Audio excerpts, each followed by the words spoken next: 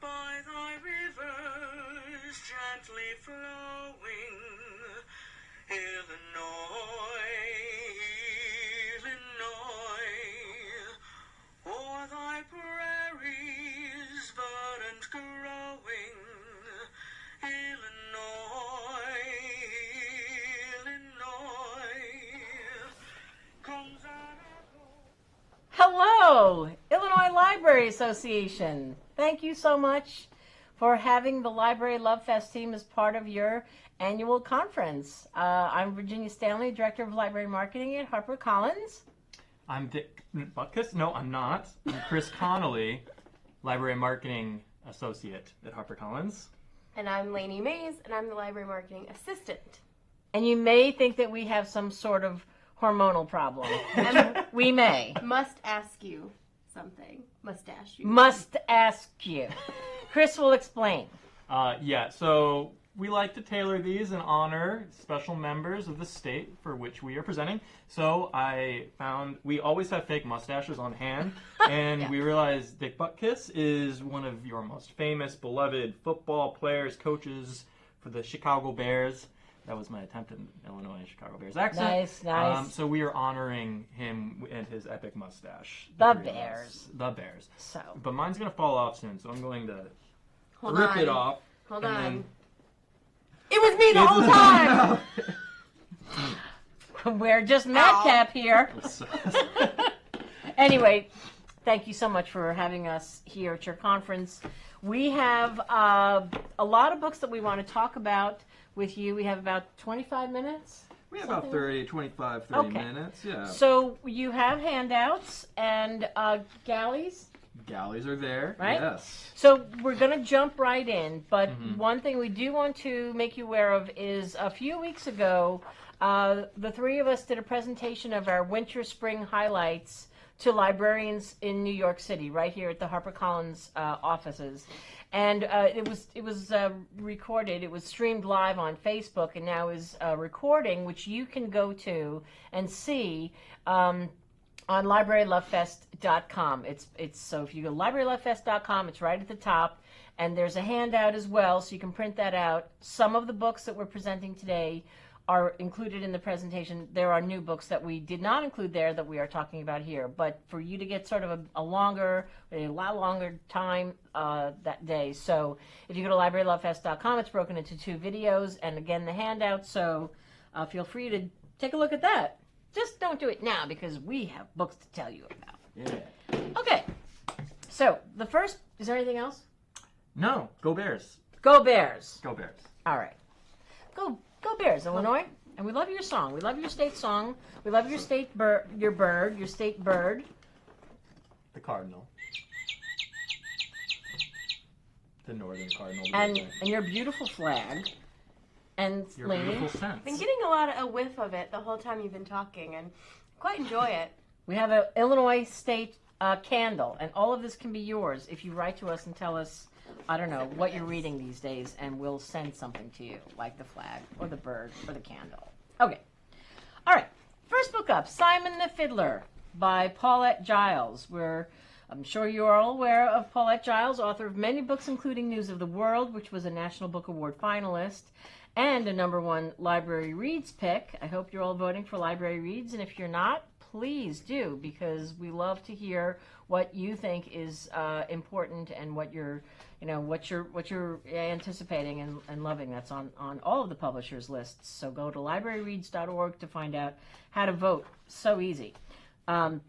Anyway, #1 Library Reads pick was News of the World by Paulette Giles. She's also the author of Stormy Weather, The Color of Lightning, Enemy Women. So she's a terrific researcher. She is a great historical fiction, and she just captures it. She's so smart, and she's a beautiful poetic writer. She makes all the words count. We just had a conversation with a librarian today, and we were talking about that very thing, how she just makes all of her words count. And she's done that with this book, Simon the Fiddler, which takes place right at the end of the Civil War. And the main character is Simon Boudlin, and he, for the most part, has managed to stay out of the war. But at the tail end, he is dragged into the war, and so sees how awful the war is, and manages to get out of it alive. And he is a fiddler. He's a musician, and he meets up with fellow army, fighters and soldiers, and they all sort of gravitate to each other, and they are all musicians, and they are invited to play for at the end of the war. There is this reception for colonels on both sides of the line, and they are invited to speak and play there at this event. And he figures a way to make some money out of this. So because he knows that once this war is over, they've got to go out and they've got to make a way to make a living. They have nothing. And so they are. He's part of this regimental band, and they go to this reception. And while they're playing and meeting people, he spies this woman who is with this Union colonel's daughter. She's the governess for the daughter, and the arrangement is that she is from Ireland, and she's really an indentured servant, and she has to spend 3 years with this family, this family, and there can be no communication. No letter writing, no nothing. And he's just enraptured with her. He manages to have a few, chance moments speaking with her. And he says, I am going to go out there and I'm going to make my way. I'm going to find a way to make some money. And I'm going to come back and I'm going to find her and I'm going to marry her. And so this is a story about love and adventure and a time when the world was sort of upside down. You get a great look at history at that time in Texas, which she writes so beautifully about, and it's a time of transition, and it's just absolutely beautiful, and in her hands, I guarantee you, everybody that we've given it to so far has just absolutely loved it. Quotes are coming in, raves are coming in. She is wonderful, and she's captured this moment in time perfectly. So this is Simon the Fiddler by Paulette Giles, and it's coming out in April of 2020. Okay, The Nightwatchman by Louise Erdrich. This is coming March 3rd. Just a beloved, amazing, incredible author. She's a National Book Award-winning author for The Roundhouse. She wrote La Rose, and then most recently, Future Home of the Living God, which is a really fascinating kind of dystopian novel for Louise. But she returns to North Dakota with this novel, and this is actually based on the life of her grandfather, who was a night watchman at a jewel-bearing plant. And so she takes his story and transports us to North Dakota, 1953, and you follow Thomas, who is a night watchman at a jewel-bearing plant, and he's also a Chippewa council member, and what they're seeing is there's this new emancipation bill on its way to the United States Congress, which basically strips away additional rights and land from the Native Americans. And so he decides he needs to kind of risk his livelihood to protect the rights of his people across the United States. And so he takes his fight to Washington, and you follow him in his journey. But you also have this cast of characters who inhabit this small rural North Dakota town who are all fascinating, including a young woman who's the valedictorian for her high school, who is just determined to live a bigger life in this small town, and she wants to travel to Minneapolis to find out what happened to her older sister, who has not been heard of. But there's, again, other characters in this, and they all are just so incredibly written, and they jump from the page. And Louise is just such a wise, warm, incredible author. Every book of hers is an experience that I can't resist, and I know there's many others as well. So, a big deal for us. This is coming March 3rd. That's The Nightwatchman by Louise Erdrich. And I think it's more you, Dee. It is more me. It's more It you. is my Dark Vanessa. Thank you very much. My Dark Vanessa by Kate Elizabeth Russell. Some of you may have heard of us talk about this book. We've been talking about it for some time now. This is a debut novel that has created quite the storm here at work and in other houses. We have been in contact with library marketers and publicists and editors and literary agents, and anybody who's on this side of the business knows about this book. And I guarantee you're going to know about this book. It's an important book. It's a story about a woman who is looking sort of back on her life and forced to re-examine the relationship that she had as a teenager with her teacher, her high school teacher. When somebody comes, she's looking back at her life. She's in her, was she in her 20s at this time? 30s. She's in her 30s at the time. I read this book so long ago. When we all read this book, we all came in and just were sort of speechless at the power of this book, because it's a tough book to get through, but I tell you, it's an important book to read, and I think it's handled so responsibly and so beautifully. I don't think that she exploits this character as much as she tries to explain this character as best she can. This is a kid who had this relationship with this teacher, and when she, as an adult, as she's looking back at that time, she is forced to redefine and question what that relationship was, because there's somebody else who has now come to her as an adult and said, I need you. There was always talk about what was going on with you and that teacher, and now I need you to step up and back me up. And she says, no, what I had with him was love. I don't know what you had, but this is what I had with him. And now she's forced to re-examine this. And when she does that, when she's faced with that, then she has to allow herself to let that foundation that she stands on turn to sand. And that's a brave thing to do if she can do it. I cannot express to you enough how powerful this book is, and how this author had been writing this book since she was 16. And she's now, and many times told, put it away, start something else, and she couldn't, and she just kept at it, and she has since earned her PhD. She came into the office, and I have never seen so many people here who were just sort of tongue-tied, but yet honored at meeting her for writing this very powerful, very hard to read, but very deserving book. Do you want to say anything about this book, other than what I've said? That you said pretty much all of it. The only thing I would say, in the behind the book and the editor's letter, which is on Edelweiss, one thing that they really talk about is exploring victimhood as not being stagnant, and how it's really constant, and you might not ever get over it, but what you can do to learn and understand yourself. And she says, and Kate says that she wanted to write a book that as a kid, when she read Lolita, that she could put next to it, because Lolita's side of the story is not told. And I think about that every time I pick it up and read some of it. Like, I think it's such a interesting way to look at it. It's amazing. Like, we could sit here all day and talk about it. It's amazing. I'm so glad that you said that, because I forgot to mention that. If you go to Edelweiss, behind the book, there's, as Lainey said, there's a letter from the editor, Jessica Williams, who fought tooth and nail to get this book, and so glad that she got it. And also this powerful letter that Lainey's referencing that the author wrote, which tells you a little bit of the backstory as to why she wrote it and how she wrote it and what went into it. And just one quick sentence, because we don't have a ton of time. We could spend all time talking about this book. But the editor says, when I first read my Dark Vanessa on submission, I knew we had been waiting for this book. Quite simply, this is an era-defining novel that explores with extraordinary insight and sensitivity some of the biggest questions we're struggling with as a society today. What does consent mean, and what does it look like? What is psychological grooming, and how does it work? Who is complicit, and who gets to be a victim?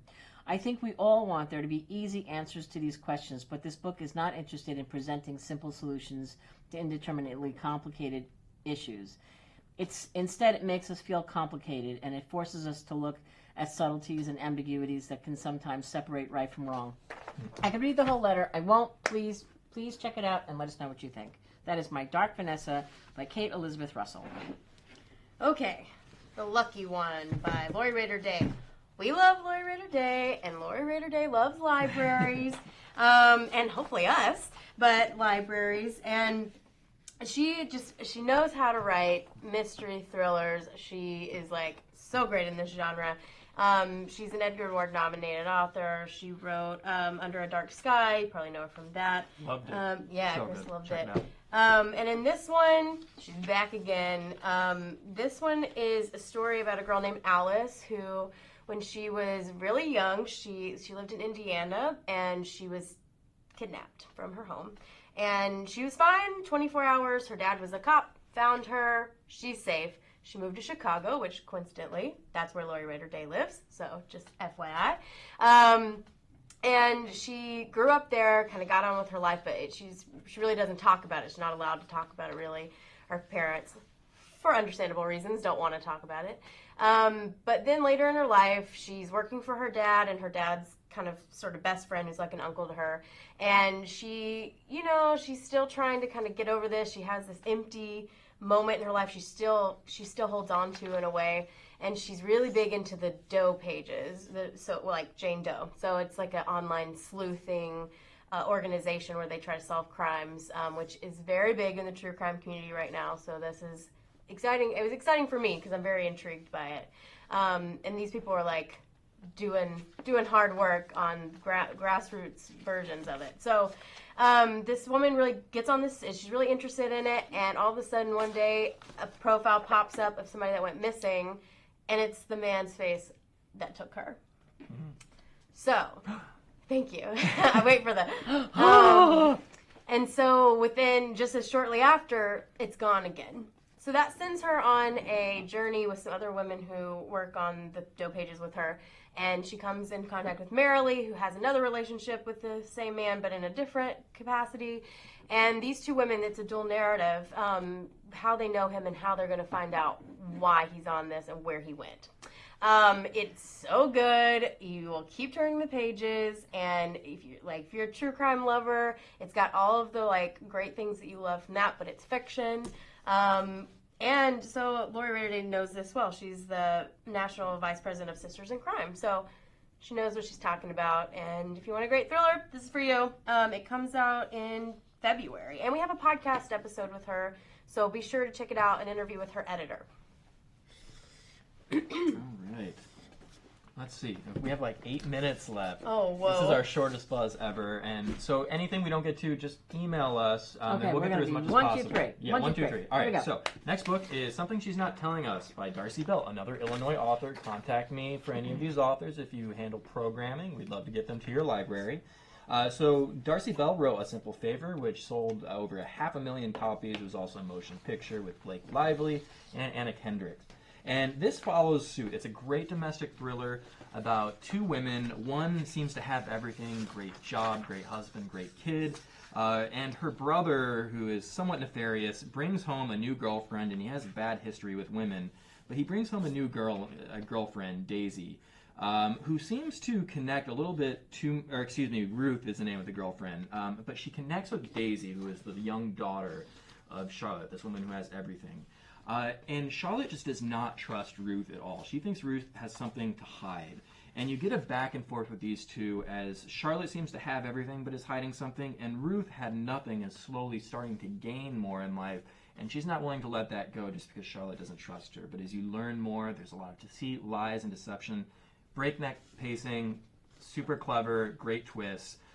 Darcy Bell is just a great growing star in the domestic thriller world. So that's Something She's Not Telling Us, and that's coming April 7th. Okay, next, and I'm going to try to be quick. Valentine. I'm obsessed with this book. It's so good. It's a debut novel by Elizabeth Wetmore, and I cannot believe it is a debut. She teaches creative writing and character writing, and so it shows through in this. It is all of the women's perspectives in a 1970s Texas oil town after a brutal attack on a young first-generation immigrant girl when she's 14. She survives this brutal attack and gets away with her life, thankfully. But all of the women in town bring their own privilege and their own experiences into this, and they see the crime in different ways. I won't give it all away, but you just cool characters. And I think we always say it reminds us of a descendant of Flannery O'Connor, which is a big compliment. I love her so much. But if you want to hear more, we have I interviewed Elizabeth with her editor, and for the sake of time, go to our podcast because so much more in depth. And I love this book so much. But I'm going to move on. Okay, I'm just going to say that you should check out the podcast because it's a fabulous, fabulous interview. I read this book too, and I completely loved it. And Eleni just did this great job with this author, so please listen to this conversation. Okay, quickly, Dance Away With Me by Susan Elizabeth Phillips. Here she is. Hey, Susan. We love her, and you do too. Just to back up for 1 second, Kate Elizabeth Russell, author of My Dark Vanessa, lives in Wisconsin. The author of Valentine, you mentioned she lives in Illinois. Oh, sorry. Yes. Dance Away With Me, Susan Elizabeth Phillips, lives in Naperville. And this is a standalone. So she hasn't done a standalone in about 4 years. And so, big, warm, captivating. It's about a woman who is a midwife, and she's a young widow, and life has just not been kind to her, and she's going to get away from it all. And she goes to this small town in Nashville, in Tennessee, in the Tennessee mountains, and just very, very, isolated, and wants to be isolated, and wants to just be by herself. And that is the last thing that happens to her, and probably the last thing that she needs. So she runs into a very interesting, eclectic group of people that have a great effect on her life in a very funny and a very positive way. So I could tell you so many things about Susan Elizabeth Phillips. You probably know all of them anyway, but in the interest of time, we'll move on. But yay, Susan Elizabeth Phillips, first standalone in 4 years, and she's bright, and she's funny, and she's a fantastic speaker. So let us know if you want her at your library. All right. Next. All right, next. I think it's me, and it's Mrs. Lincoln's Sister by Jennifer Cavarini, who's a Wisconsin author, another rising star. She's best known for Mrs. Lincoln's Dressmaker, and she also wrote Resistance Women, New York Times bestselling author. And this follows the story of Mary Lincoln and her 4 sisters, who basically come to her aid. As we know about this, Mary Todd Lincoln had a very tragic life, especially after losing her husband, Abraham Lincoln, and then 3 of her 4 sons. And this kind of starts where her final remaining son has her committed because she was seemingly having some psychological breaks. She attempted to commit suicide. So this is a story of her 4 sisters who know what she's going through and basically are coming to her aid, to Mary Todd's aid, to kind of rescue her and bring her back up from, the brink of tragedy. So it's a hard story, of course. Mary Todd's story is so hard, but it's also a story of hope and sisterly love, just told with great historical detail and a lot of heart from really a master, I think, of the historical fiction genre. So we're really excited about this, just again, a rising star. So Mrs. Lincoln's Sister by Jennifer Cavarini. And again, she's in Wisconsin, not too far away. So let us know, and we can see what we can do. And I just met her 2 weeks ago. She was a speaker at the Friends of the St. Paul Public Library Opus and Olives annual event, and she was delightful and a fabulous speaker and a great fan of libraries and worked at one. So check her out. Do I have time to? Yeah. Okay. So now we're going to talk about Memorial Drive by Natasha Trethewey. So we're good? Yeah, we're okay. good. We're good. Just got to check. So Natasha Trethewey. Natasha is a former U.S. poet laureate, and she also was a Pulitzer Prize winning poet. She, people know her for her poetry, and this is her memoir. And I can't rush through this one because it is so amazing. It was just declared our Summer 20 lead read, which is a program the Salesforce gets behind and votes on a title. And this is our first nonfiction, which says a lot, because when I was reading this, and Virginia included, we were like, this is not fiction. It's so beautiful and so you just are absorbed in it. You forget that it's nonfiction. I mean, she's a poet, so obviously she has a way with words, but this is transformative. I can't even believe it. So the story, it's a little bit on the sadder side, so I'm going to put this down. Yep. So Natasha, at 19, she grew up, she was born in Mississippi, then moved to Atlanta later when her parents got a divorce. She's biracial, and her mom is black. She moved her to Atlanta, and she got remarried, her mother. And as she was growing up, her mother got divorced, and at 19, her former stepfather shot and killed her mother. And this is the memoir about growing up with that really divisive neighborhood, and then moving to Atlanta, and then dealing with her stepfather, and then dealing with this loss, and all of the repercussions that come after it. It's so moving. It's very solemn, but in a way, in a way, the pacing is so great. Like, something is looming, and you know what it is, but the way she unveils all of the information, and again, I don't want to do disservice to this book because it is so special to us, and I don't want to say, I've been saying true crime, but I don't know if I should say that because it's not the kind of, like, I need to know, but it does have an element of, it's an actual crime, and it is there. So if you're interested in that, you will love it. But just, like, I love great nonfiction, and this is one of the best that I've read. So, yeah, beautiful. Memorial Drive, Natasha Trethewey, and it's on sale in July. Okay. Very powerful book. Yeah. So we have a few more minutes. We've been given 5 minutes. 5 minutes. Thank you. Here we go. Annette. Thank you. We'll go fast. Okay. We can get it in 5 minutes. Oh, gosh. Okay. Go ahead, Chris. I don't think it's me. Oh, it's me. Oh, who's next? Sorry, Lainey. Sorry. More Lainey. Okay. Lainey. Thank you. Winter Counts by David Heska, Wanblee Wyden. So this is so cool because it's a Native American version of a crime novel. So it's very fun and fast-paced, but like you get this really cool side of the story that I don't think it's pretty new in the genre. And so David is immersed in that world. He teaches Native American studies, and his mother was raised on the Rosebud Indian Reservation in South Dakota, which is where this takes place. And he's a part of the Lakota Nation. So in this story, we have Virgil Wounded Horse. He's a law enforcer on the reservation. He's got his own, law enforcer in a really vague term because he's taken upon himself to kind of make the law, because you learn a lot about the politics that go on with the reservation and the national government, which we all know, but I learned so much more about it. I didn't know to what extent. And in the essence of time, it's really great. Drugs start coming onto the reservation, and he's got to figure out why. It takes him to Denver and back, and he enlists the help of his ex-girlfriend and her father, and his own nephew, who is left to him, is going through some of the drug-related issues, and he's going to kind of bring justice in his own way. It's really, really, really cool. But I just love it's new in the genre, and we kind of get to see the forthcoming of maybe this new genre. I think we're all really, really hungry for different stories, especially Native American aspects in it. Yes, and a lot of culture and tribal culture is in here as well. So, Winter Counts, and that's on sale in August. Super gritty, great sense of place. Right. Love it. Yeah. Okay. Excuse me, quickly. Creative Care by Ann Basting. We don't have a jacket yet, though we do have an author photo somewhere. And she lives in Milwaukee. She is a MacArthur Genius Grant recipient, and this is,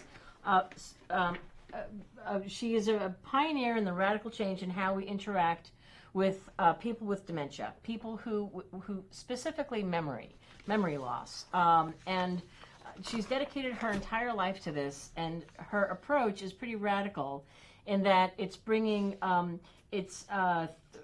combining theater and improv methods as a way of pulling people out of the world that they're in. They're locked in a way that if the traditional way is sort of like, you remember this, you remember that, or who was that, or when was this happening, and people who have memory problems can't relate and they can't connect and they panic and they're embarrassed because they can't retrieve it.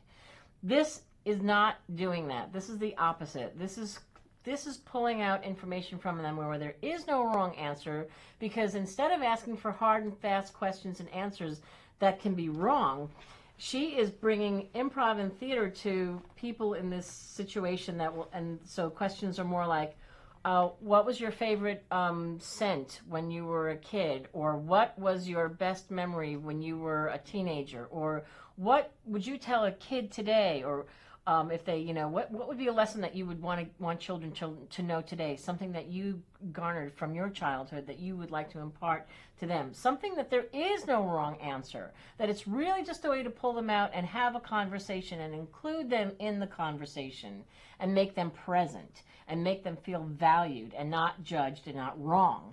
And that is such a streamlined way to explain this, but for lack of time, I can't. But you should go and check her out online. There's wonderful videos. She's just wonderful. She's the founder of a nonprofit called Time Slips, and so if you go online, you can Google that, and you can see how this works. And anybody can do it, and she gives you the tools. So this book will help people. I think this is a really important book for libraries. I think it's an important book for anybody, but I think, there's so many people who are struggling with this. And if you want to figure out a way to connect with people who may seem lost, this might be the key to unlock that. So I feel very strongly about this book. It's called Creative Care by Ann Basting. So please check that out. And I'm sorry, I do think that we are out of time. Lillian, our friend Lillian, asked who the author of Winter Counts is. It's David Heska Wanbley Wyden. We'll share the link to our handout in the comments of Facebook. Just in case you need it right now. We'll all have access to that. Yeah. Yes. Thank you. I'm sorry we didn't have more time. You have your handout. Please go to librarylovefest.com to see all the books that we talked about a couple of weeks ago, highlights from our winter-spring 2020 list. These are some of them, and there are more online. And thank you again for inviting us to the table at your conference. Thanks, everyone. Thanks.